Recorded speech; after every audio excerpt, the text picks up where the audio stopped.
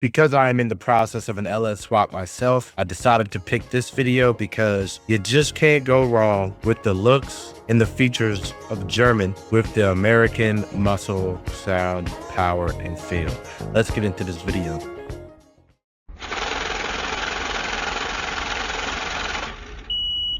So welcome back to episode 4 of Beautiful Builds. This is another episode that I decided to pick because, like I said, I am partaking in an LS swap myself. But this LS swap is also paired with a M3 DCT and a spoolie board. Let's check it out.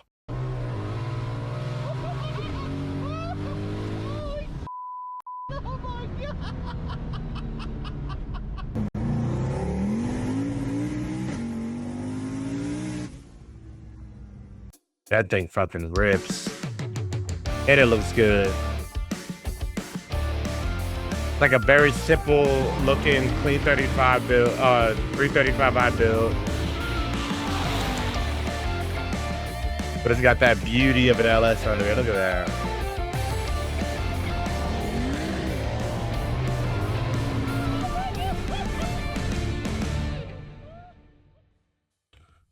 Gotta love LS swap 335s, you really do. They look good, they're reliable, they sound great, and they just haul.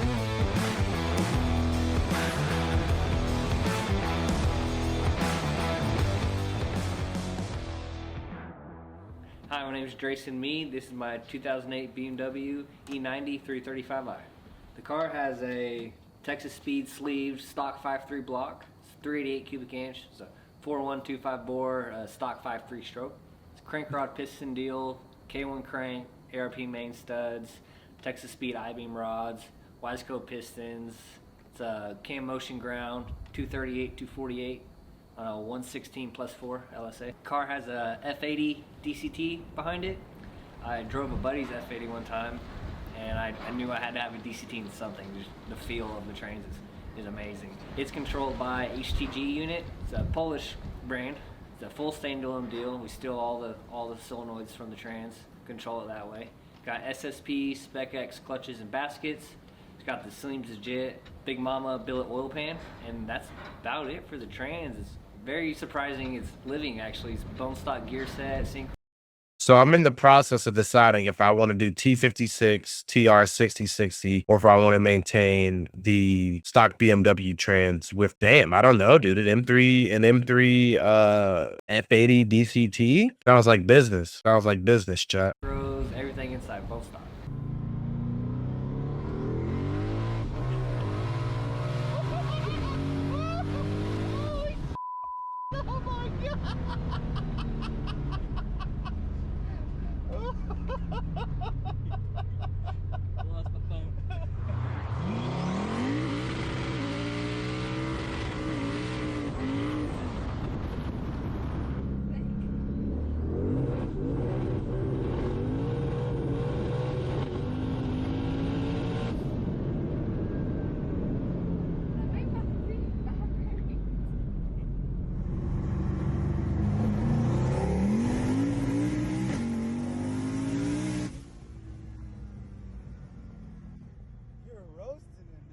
PRC 247 heads, 68 cc chambered, the biggest I could get them in.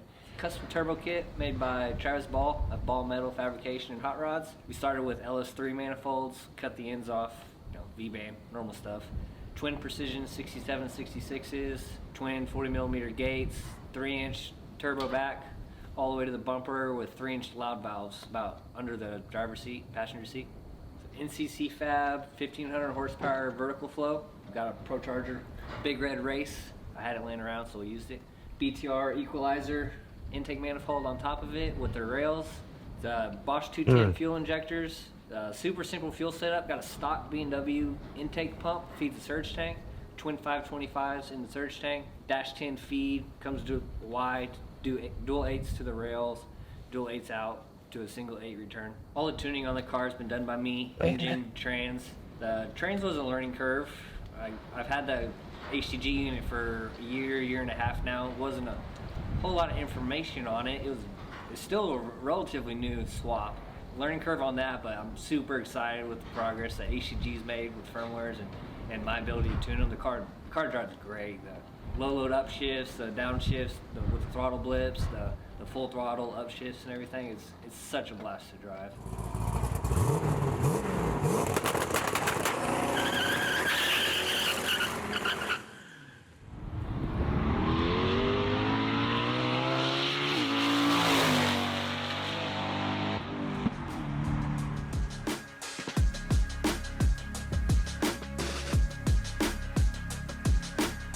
That thing is mean, bro. Ready?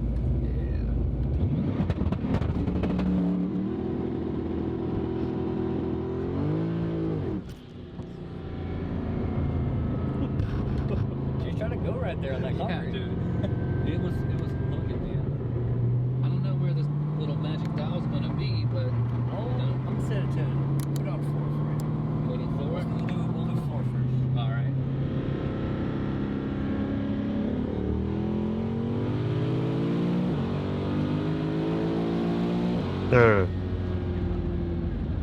Jesus Christ. How much? I assume that's map 4. 1100 to the wheels. It depends on how fast you're going. You know, no one uses that much power below. True, yeah. 60 on the street. The screen right here looks like it's all your data right here. Yeah, it's Max ECU is a really nice Bluetooth feature. On your phone or any Android-based tablet, you set up whatever parameters you want here. And then Gear and trans temp, that's oil right off of the clutches, not the van. And boost settings, control boost settings, stock shifter. yeah, so he was showing me that you can use this or the paddle shifters, which Yeah, you can shift off here. Works the same way. My hands are always on the wheel anyway. Right. So. okay, yeah. So he bumped it up a little bit from 4 to 6. So we're gonna see what that does. Ready? Yep.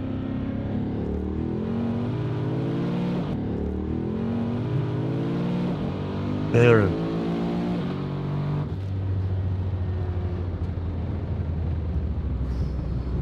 Yeah, dude. Gotta cross it. Insane. Doesn't help. The car's ran on a Max ECU race unit. It's a Swedish company. Super awesome engine management. CAN bus protocol is all supported, so hook up your CAN high low, turn on the protocol for the chassis, everything works. Really like it. Built-in EGTs, so that's super nice to have as well. As for suspension stuff, it's pretty simple. It's got some Raceland coilovers on the front with some QA1 springs on them. Played around spring rates. That took a couple tries before I found a spring rate that I liked. As for the rear, it has stock lower control arms, trailing arms, aftermarket trailing arms, aftermarket tow arms. Has stock springs with some airbags in them actually. Stiffen it up a little with strange dual adjustable shocks. The rear end is an aluminum IRS 8.8 from a Ford Explorer. I believe it's like a 2007 model. 488. DSS axles, got the baddest axles they can make me. They've been in the car for like 3 years now. Never had a problem with them. As for the brakes, to fit the 15s, it has some base model brakes on it actually, just 328i brakes. The car sits on Welds and F71s, super basic, clean, I like them. The 18x5s in the front, 15x10s in the back. Fronts are a 185/60 R18, the rears are a 275/60 R15 Mickey Thompson Pro. With me in it and the bag of Quickcrete in the trunk, the car's right around 4,000 pounds with a full tank of gas. Best draggy times, it's been 431, 60 to 130, 385, 100 to 150. Jesus.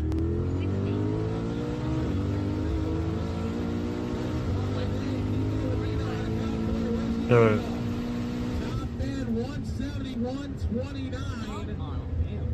171.29. Based on the weight of the car, the draggy data Jesus. I collected, I estimate the car to make about 1,100 horsepower to the wheels. Never drag raced the car on this combination. Heavy stock trains, don't want to break nothing. Just got back from Texas 2K. I did do the roll racing there. Ended up going 171. Ready? Yep.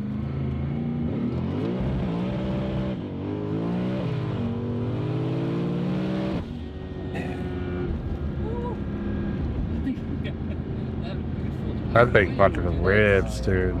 We did a really long rolling burnout. Yeah, I was gonna say it was This makes me so excited to like continue to swap with my 5.3. I'm not going all out like he did starting out. Like basically full bolt on, and then from there I'll amp it up. You know what I mean? Add what I need to add. But I'll make it ready for boost. Like it'll be boost capable. It just won't be boosted out the gate. But what he did, that thing is nasty. in the whole time too. Yeah. There was a point in the car's life where I wanted it light, but keeping it street car. So I had the bucket seats in it and no back seat. I never got to like tearing the carpet and stuff out. I just couldn't get myself to do it. And then every time I've changed the setup, I've been really focused on keeping it street car. What's been your favorite thing with the car so far? Like with this latest iteration, the different things you've done? The trans. Yeah. The trans is a blast. It's like I said, it had a 4L80 and it was a ripper, but it was boring. Big converter, 4-speed thing. You know, I got throttle blips on the downshifts now. The 7 speeds. Just driving it's so much more fun. DCTs, as far as swaps and stuff, are not very common as far as I know. So. Yeah, I'm pretty proud of considering how you do it is you hijack all the solenoids. Really, you've got to rewire every solenoid in the trans. And having the ability to, you know, I drive this thing in traffic. I drove around Texas 2K, you know, unload it, drive into Houston traffic. Does great, stop and go.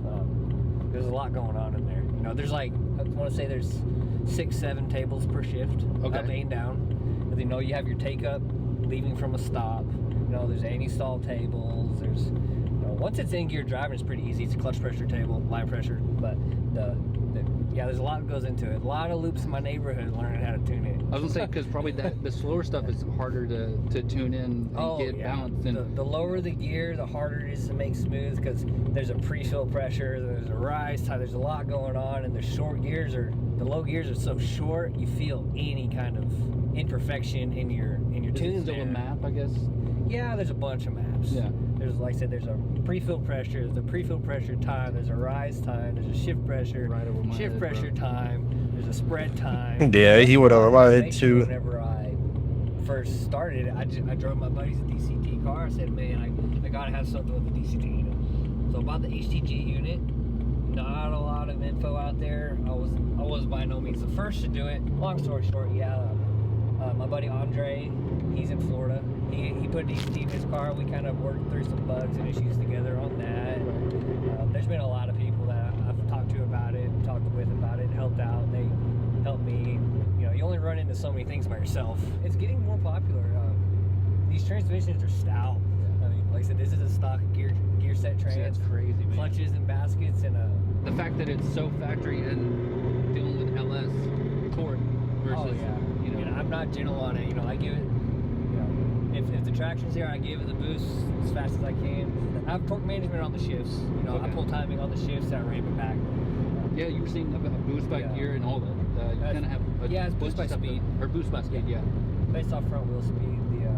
The clutches don't like to couple if I don't do a torque management after about the 600, 700 horsepower mark. You can just tell if I turn it off, the shifts aren't. Not happy. No, they don't like it that much. That's a genius, bro.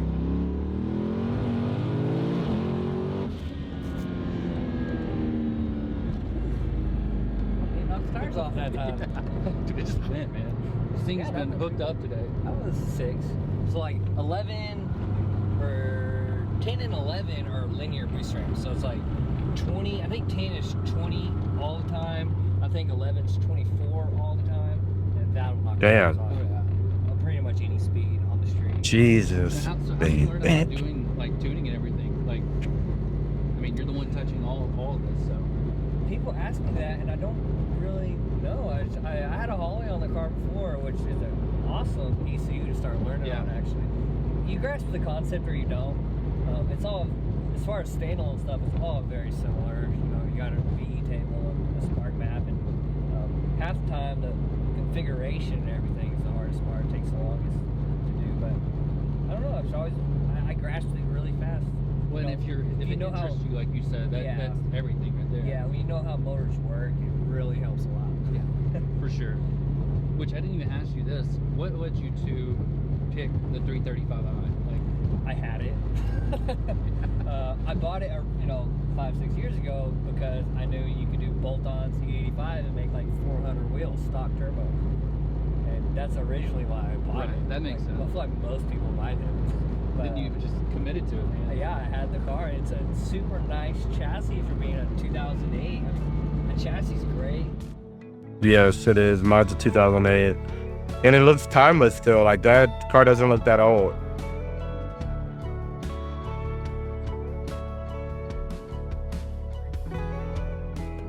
Picked this car up 4 or 5 years ago. Did your typical M54 stuff, full bolt-on E85. It's a good time. Wanted a little more, put a single on it, tapped out the turbo that was on it, put a Precision 6766 on it, had fun with the manual trains for a little while, ended up bending 3 rods, so put rod pistons in the motor, and right after that we put a 480 in the car and wanted to do some drag racing stuff. I went bottom 10s consistently, almost like a bracket car. Ended up putting nitrous on the car, sprayed 100 shot in it. Car went 991 at 139.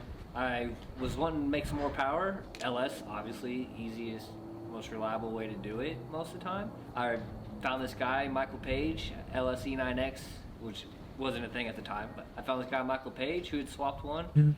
I worked with him. He cut me up some mounts for it, transmission mount, motor mounts. Put a 5.3 in the car. Naturally, put a power adder on it. Wanted to do a blower. Bought a very large Pro Charger. Just didn't work, didn't make power. I think we narrowed it down to the headers, just too small. The bolt-in options just weren't there for these cars. So put twins on the 5.3. And I think it was around that time we started working on getting the factory dash and everything working with Michael Page again. He made some kind of little device, and we had factory dash, tach, speedometer, fuel gauge, all that stuff, oil temp. So put 5.3s on the car, 480, had a lot of fun with that, beat the crap out of it. Made a little over 1,000 wheel, went 951 off the trailer, and the track told me not to do that anymore, but they let me run it to the 8th. Best to win the 8th on that setup was 6.0 at 120. Didn't get a lot of seat time with that setup. So hurt the third spring on the 5.3. That made me go ahead and assemble the new power plant for the car, and here we are. I love it. I love it.